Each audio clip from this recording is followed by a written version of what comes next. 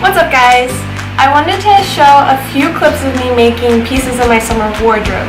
This summer I will be traveling and I'll be in a really warm climate, so I wanted to make pieces that were functional and would keep me cool, but I would also be able to do all the fun things that you want to do while traveling. So for these pieces, I wanted them to be able to be mixed and matched, which is really important for my clothes and my wardrobe, to be able to dress them up or dress them down, or wear them over a swimsuit, or wear them as their own outfit. I just wanted a lot of variety out of these few pieces. You might notice that the outdoor clips of these clothes are a little more conservative. That's because all of my neighbors could see me. So excuse the really awkward posing in those videos. I'm just trying to show the clothes off in natural lighting and out in the sunshine without seeming like a total lunatic to everyone that was watching me. I really enjoyed making these pieces. A lot of it was trial and error and figuring things out as I go along, like I usually do with my sewing. So I hope you guys enjoy watching me make a few of the items in my summer wardrobe. So for the first piece, I take a pair of shorts that I like and that fit me well, and I trace around them on a gray linen fabric. I fold the shorts in half one way so that the back seam is a little longer than the front seam to make room for the butt. After those pieces are cut out, I sew along the U curve in the inseam, and then I spread the shorts out and take it back to the sewing machine to sew the crotch. After I sewed the crotch seam, I also folded the bottom of the shorts up and I folded the top of the shorts over. Now for the waistband, I left a little room at the top when I was sewing so that when I wore the shorts, the waistband would be a little ruffled. I really like these shorts because they're comfortable and allow me a lot of mobility, but still look a little fancier than just your average elastic waistband shorts. Please ignore the spots on the back. I promise I didn't pee. I just sprayed the shorts with water to get the wrinkles out.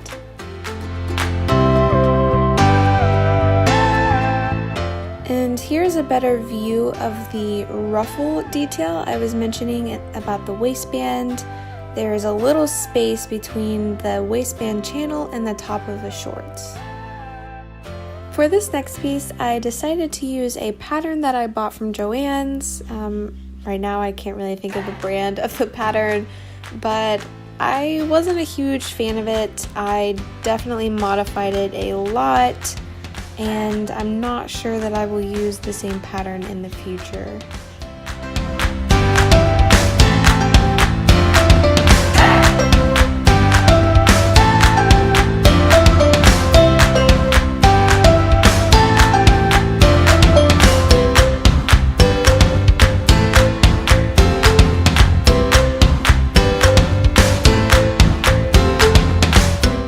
After I cut out the front and back pieces, I take the front piece of the shirt and add darts for a better fit.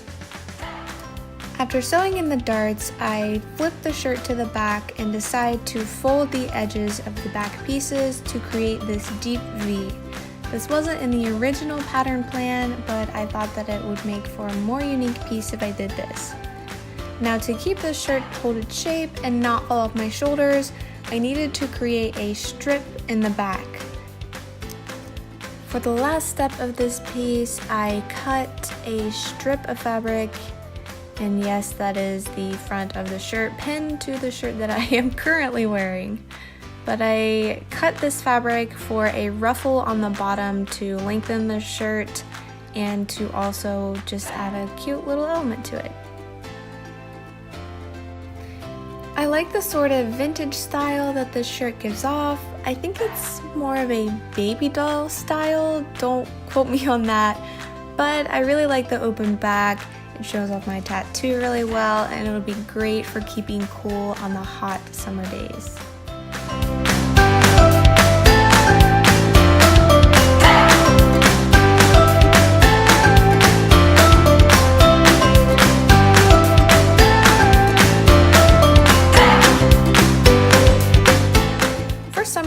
for this next part, I didn't record cutting or sewing the bodice, but this is approximately the pattern that I followed to create the princess seams for the top of the dress. I also cut strips and attached the straps crisscross fashion in the back to create an X. Here I am trying it on backwards.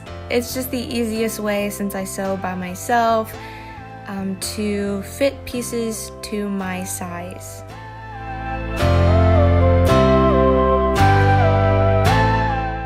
Now I measure my waist to create the skirt of the dress, and I'm adding a little extra room on the skirt so that it can be gathered at the top to fit the bodice of the dress and also give a little more poof to the skirt.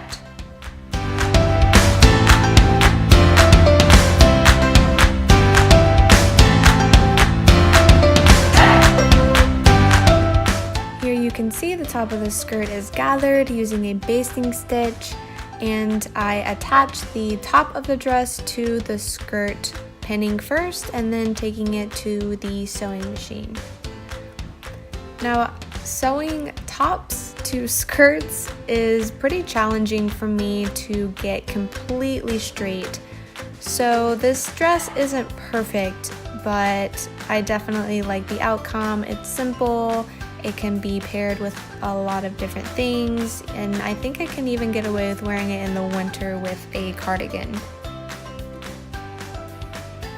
Now that I have the top and the skirt attached, I'm just kind of feeling around for how tight the dress needs to be to fit me well, and I lay the dress out flat and get my zipper ready to pin.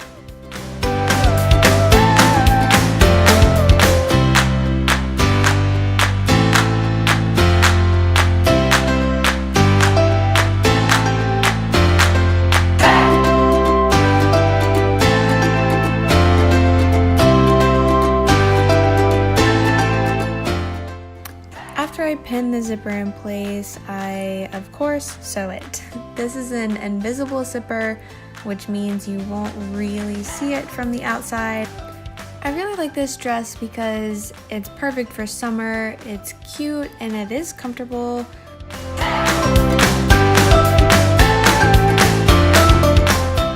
I think that this dress is simple yet elegant and can be worn for a lot of different occasions. And for some reason, when I wear it, I feel like flexing, so it's always a plus if it boosts your confidence.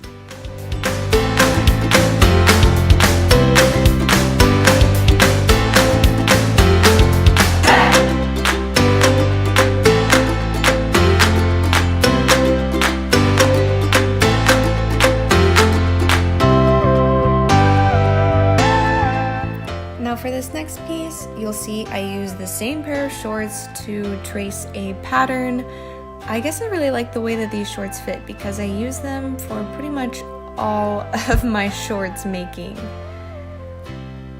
Again, I fold the shorts front and back so that the back seam will be a little bit longer than the front to make room for the butt. Similarly, that's a hard word to say. Similarly to the first pair of shorts, I sew along the little U shape, and then I fold the shorts the opposite way and sew along the crotch seam.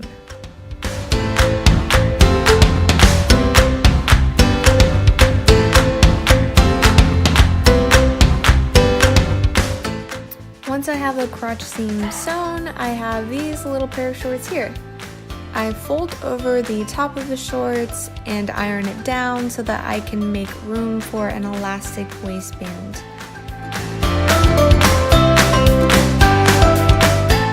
Next, I roughly measure how wide and how long I want the front of the overalls to be, and then put them in front of my shorts to see if I like the style.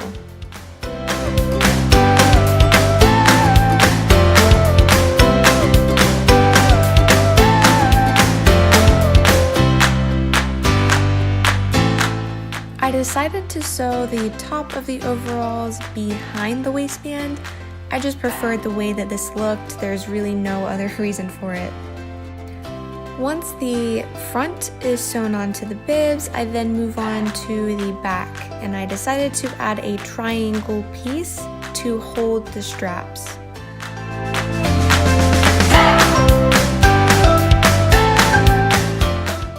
Here I am measuring out and cutting the triangle to hold the straps in the back.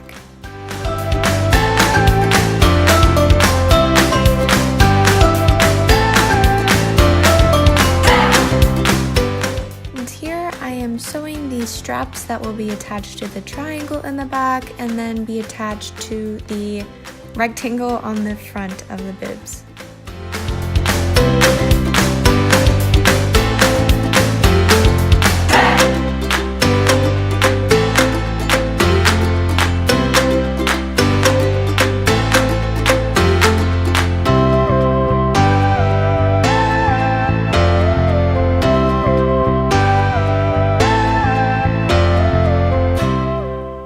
The blurry shot, but here I am sewing a buttonhole to the front strap.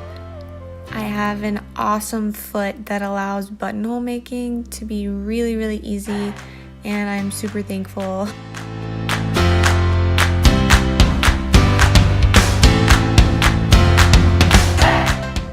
Last for this project, I hem the bottom of the shorts for a clean look.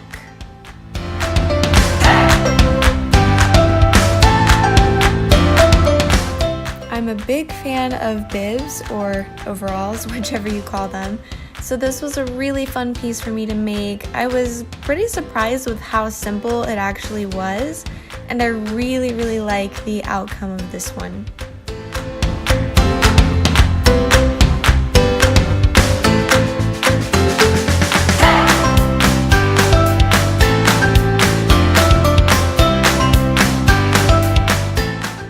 Again, it's a great piece for keeping cool, and it also allows for a lot of mobility, so you can run around and play in this while still looking stylish.